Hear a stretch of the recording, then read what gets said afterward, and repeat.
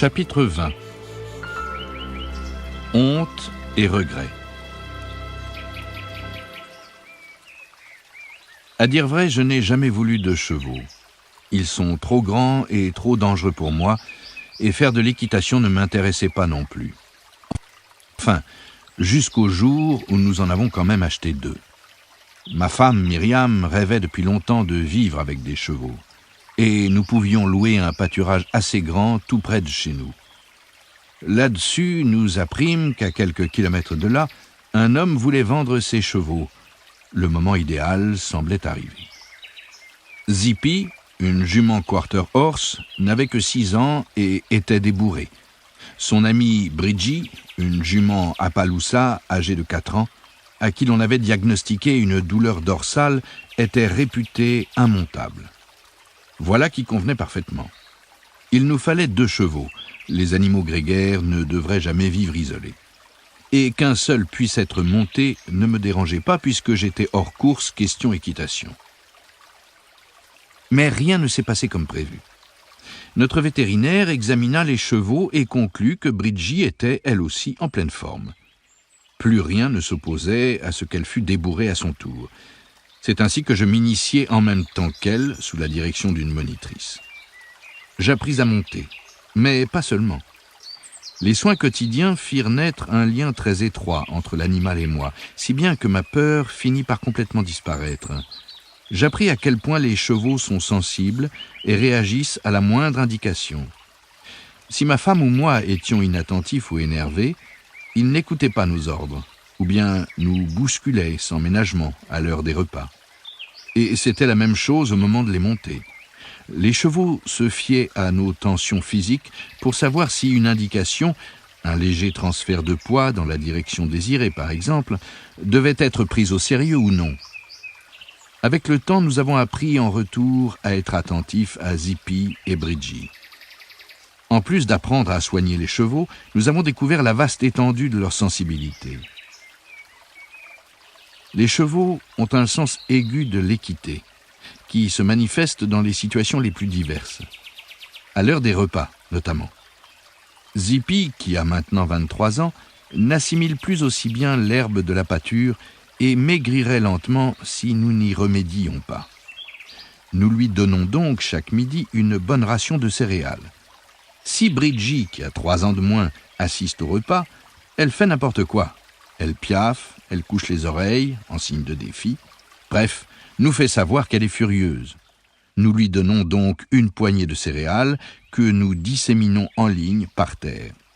En récupérer chaque grain entre les brins d'herbe l'occupe aussi longtemps que sa vieille congénère qui a droit à une plus grande quantité, et ce, dans sa mangeoire.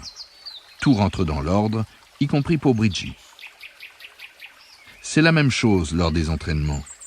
Si se déplacer dans le petit manège plaît visiblement aux chevaux, ce n'est pas pour l'exercice en soi. Ils en font suffisamment par ailleurs, puisqu'ils passent toute l'année dans une grande pâture. Non, ce que les chevaux aiment beaucoup, c'est l'attention que nous leur accordons en les faisant répéter. Ce sont les félicitations et les caresses qui accompagnent chaque réussite. En passant du temps avec les chevaux, un autre sentiment nous a frappés chez eux. Ces animaux peuvent éprouver de la honte, et cela dans les mêmes situations que nous. Bridgie, de rang inférieur à Zippy, se comporte parfois, malgré ses 20 ans, comme une jeunette qui ne songe qu'à faire des bêtises. Elle ne vient pas tout de suite quand on l'appelle, préférant galoper encore un peu dans la pâture. Elle essaie de manger sans en avoir obtenu l'autorisation. Il nous faut alors la remettre à sa place en la faisant patienter pour manger, par exemple. Le temps qu'elle change de comportement. En temps normal, elle digère facilement les réprimandes. Mais quand son aîné la regarde, elle tourne la tête de gêne et se met à bâiller. Elle montre clairement à quel point elle est embarrassée. N'ayons pas peur des mots, Bridgie a honte. Si l'on songe à des situations similaires chez l'homme, on notera qu'éprouver de la honte implique en général la présence d'autrui, sans qui les faits n'auraient rien de gênant. Il en va visiblement de même chez les chevaux, comme, à mon avis, chez nombre d'animaux vivant en société. Les ressorts de cette émotion ne sont hélas pas encore étudiés chez eux, mais ils le sont chez l'homme. ce qui nous donne une idée du mécanisme de la honte. L'individu concerné a enfreint les règles de la société. Il rougit et baisse les yeux. En bref, il signale qu'il se soumet. Les autres membres du groupe, constatant que celui qui a mal agi est tourmenté, éprouvent généralement de la compassion à son égard et sont dès lors mieux disposés à lui pardonner. En fin de compte, la honte est une sorte de processus d'autopunition et de pardon. On en reconnaît encore rarement l'existence chez les animaux, car pour avoir honte, il faut être capable de réfléchir à ses actes et à leurs conséquences sur autrui. À ma connaissance, aucune étude n'est malheureusement en cours à ce sujet. Mais il y a de quoi dire sur un sentiment proche, le regret. À qui n'est-il jamais arrivé de prendre une mauvaise décision et de s'en mordre les doigts ? Le regret est un sentiment qui nous préserve généralement de faire 2 fois la même erreur. On économise de l'énergie en évitant d'agir de nouveau, dangereusement ou en dépit du bon sens.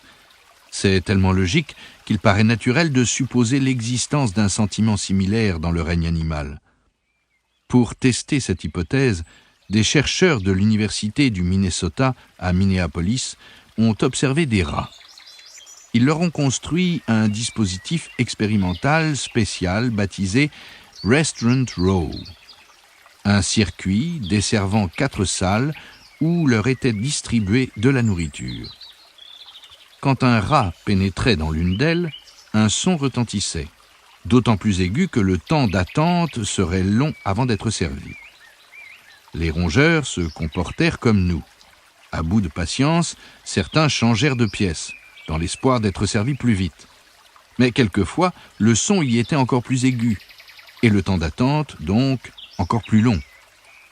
Les rats jetaient alors des regards nostalgiques en direction de la pièce précédemment choisie.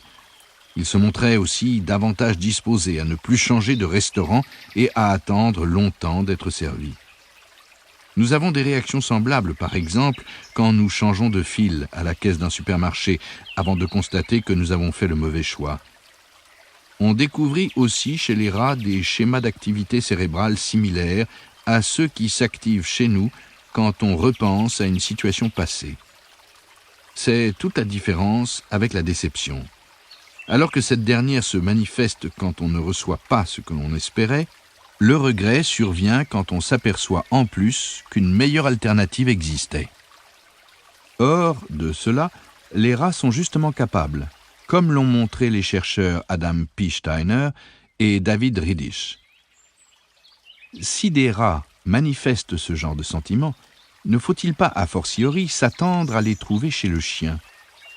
La plupart des maîtres, en effet, confirmeront que les chiens regrettent leur mauvais comportement et manifestent leur remords par cette mine typique de chien battu qu'ils arborent quand on les gronde. Notre chienne Maxie comprenait parfaitement quand elle avait fait quelque chose de mal et que je la grondais. Gênée, elle levait alors vers moi un regard oblique, comme si, terriblement embarrassée, elle me demandait pardon. C'est précisément ce comportement que des chercheurs ont voulu tester. Bonnie Beaver du Texas University College est arrivé à cette conclusion. Ce regard typique est inculqué aux chiens, lorsque leur maître les gronde et leur rappelle leurs attentes.